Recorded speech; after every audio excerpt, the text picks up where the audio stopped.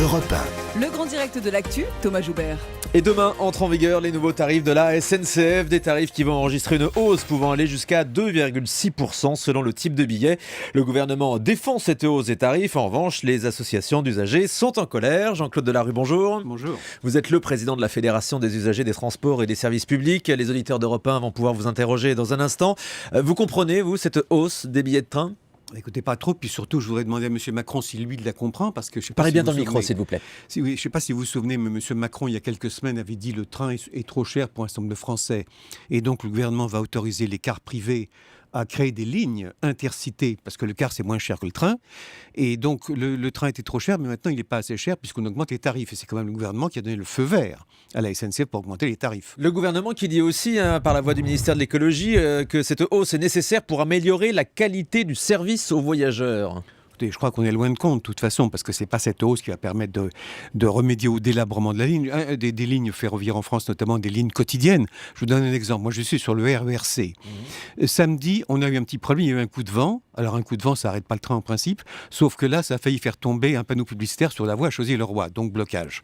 Et dimanche, il y a eu un rail qui était cassé. Tout ça, c'est le résultat d'une politique qui date de plusieurs dizaines d'années, gouvernement de gauche et de droite confondus là-dessus. Ils sont tous d'accord pour dire nous sommes responsables.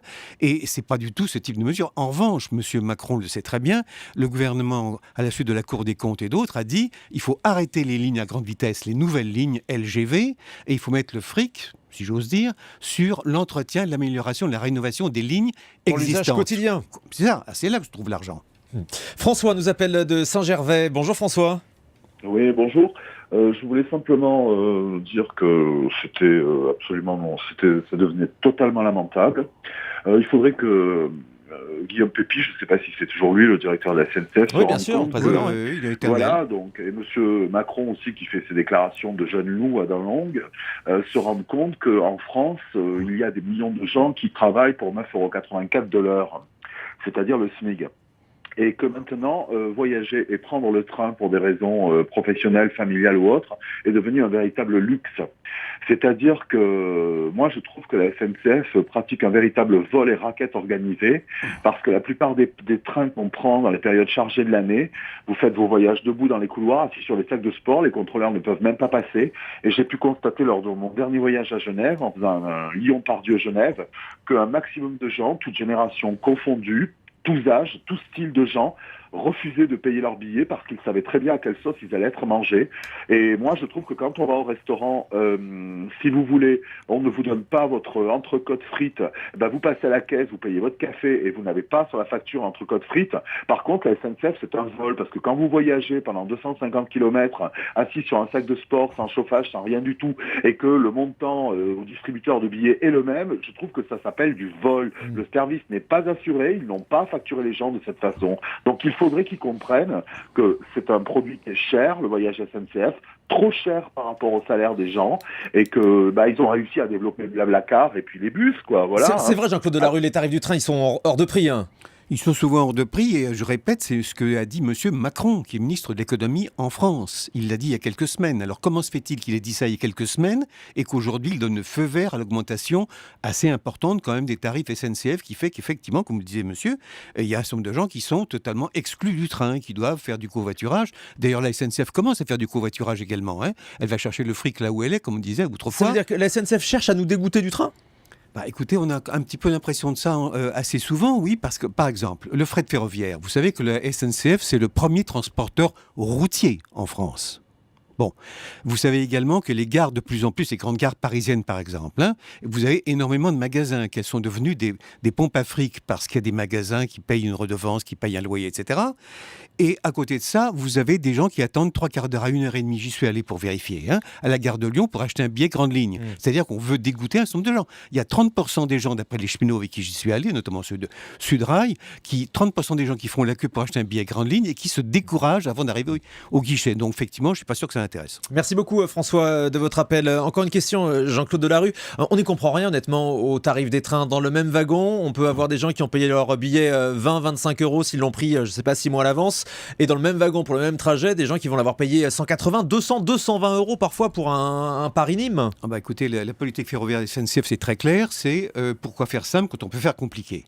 Bon, ça veut dire qu'effectivement, vous avez des gens qui payent différemment selon la période où ils vont voyager, mais seulement également en fonction de l'heure à laquelle, dans une journée déterminée, ils prennent leur billet. C'est ça qui est totalement incompréhensible. À partir de ça, dire qu'il y aura des hausses de 2,6% maximum, qu'est-ce que ça veut dire? Ça peut être très bien 30% de hausse pour certaines personnes qui tomberont au mauvais moment lorsqu'elles Mais là aussi, achètent on ne leur billet. comprend rien parce que On n'y donc comprend rien. cette hausse annoncée de 2,6%, elle concerne a priori uniquement les tarifs pleins, c'est-à-dire qu'on augmente les billets qui sont déjà les plus chers en fait.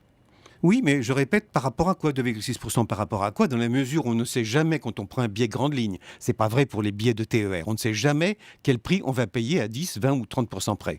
Ouais, exactement. Marthe à Neuilly-sur-Marne, en Seine-Saint-Denis. Bonjour Marthe. Bonjour, bonjour à toute Bonjour. l'équipe. Vous êtes une usagère de la SNCF, j'imagine, comme tout le monde. Oui. Et alors, que Et pensez-vous de je cette prends hausse des assez tarifs? souvent. Pardon? Que pensez-vous de cette hausse des tarifs? Mais moi, je ne suis pas contre, parce que j'aime mon bien-être quand je suis dans le train et quand je suis dans le RER. Et ce monsieur qui parle, Jean-Claude Delarue qui est notre invité, il vous écoute. voilà, lui il parle, mais je me demande s'il prend souvent le RER ou le Ah bah train. tous les jours, madame. Tous les Le jours. RERC, oui, oui.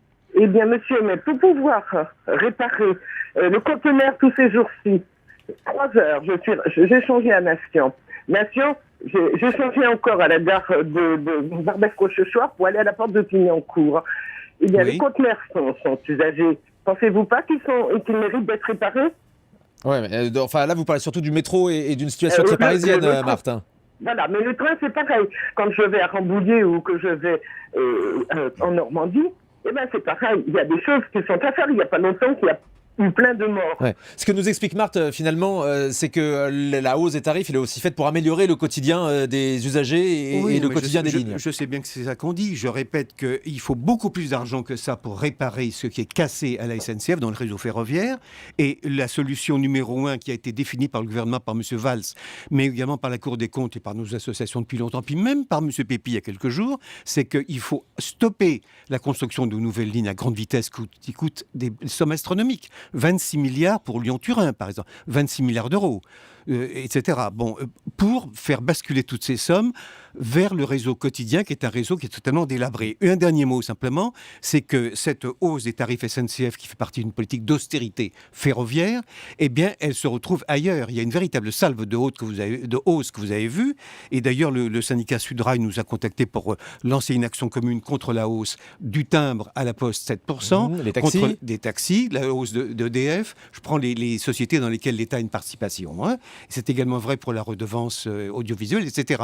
Il y a vraiment, alors que l'inflation s'effondre, qu'on arrive presque dans une société de déflation, eh bien, l'État, c'est l'inflation. Et en ce qui concerne la SNCF, c'est une société qui fait des profits. C'est une société qui fait des profits. Alors, cela dit, c'est la bouteille à langue, si vous voulez, parce qu'en même temps, on vous explique qu'il y a plus de 40 milliards de dettes, Avec donc le personne réseau. n'y comprend rien. Je remercie Marthe au centre d'Europe 1. Jacqueline à Fontainebleau. Bonjour Jacqueline. Oui, bonjour. Alors, les Bonjour. tarifs de la SNCF, ils vont augmenter dès demain. C'est une mesure qui vous inspire quoi? Oui, déjà, ma fille voyage tous les jours depuis 25 ans, c'est de pire en pire. Alors, je vous explique. Le matin, souvent, les trains sont en retard. Les trains ne sont pas chauffés. Alors, quand avec la température qu'il fait, la plupart du temps, les gens sont debout. Et le soir, idem. Les trains ont du retard pour partir de la gare de Lyon. Écoutez, ça devient infernal. Donc, ça ne justifie pas une hausse, selon vous? Ah, écoutez, la hausse, bien sûr qu'on n'est pas content. Elle a un passeport Navigo, sûrement C'est sur qu'on quelle va ligne, l'augmenter. madame? Sur quelle ligne? Sur Fontainebleau, Paris, Oui. Fontainebleau. Tout à fait. Mais Effectivement, on est écoutez, encore en région effectivement, il y parisienne. a un délabrement complet des lignes, notamment en Île-de-France. Et Île-de-France, c'est pas par parisianisme que je dis ça. Vous savez que 70% des usagers quotidiens de la Bien sûr, SNCF sont en Île-de-France. sont sur le réseau parisien. Françoise nous appelle de Reims. Bonjour Françoise. Oui, bonjour. Moi, c'était au sujet d'augmentation, qui n'est pas forcément justifiée parce que on ne sait pas qui va payer quoi. Mais il y a également le problème de la pollution, de l'écologie. On va remettre des cars sur la route, qui coûteront aussi de l'argent. Qui entretiendra les routes quand elles vont être dégradées? L'État ne subventionne plus les régions, les conseils généraux. Donc c'est un faux problème parce que les gens en ont assez effectivement d'être les vaches à lait. Bon, quant au transport, moi j'utilise beaucoup le train et je trouve quand même qu'il ne faut pas cracher dans la soupe. Il y a quand même des bons services, il y a quand même... Il y a des trains qui marchent. Il y a quand même Il y a des choses trains qui arrivent à l'heure. Absolument. Bon, des trains qui arrivent à l'heure. Bon, la région parisienne, c'est pas la France.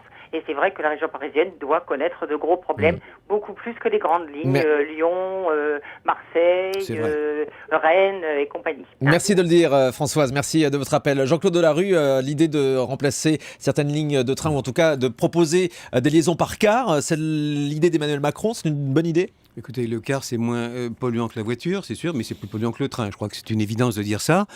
C'est quand même une façon de dire qu'on n'est pas capable de fournir donc un réseau ferroviaire pour tous les Français et qu'il faut donc des solutions un peu au rabais, même si elles sont financièrement intéressantes pour ceux qui ont moins d'argent. Mais je répète, on dit ça un jour et puis quelques semaines après, on dit maintenant il faut donc augmenter les tarifs SNCF. Qui comprend ça? Ouais. Mais surtout que dans les tarifs de la SNCF, et là j'y reviens, on n'y comprend rien. On n'y comprend rien. Le slogan de la SNCF en matière tarifaire, je l'ai dit, c'est pourquoi faire simple quand on peut faire compliqué. Dans un même train, vous le disiez tout à l'heure, il y a peut-être 10 tarifs différents qui ont été payés par les usagers en fonction de la date et de l'heure à laquelle ils ont pris le billet par Internet ou au guichet.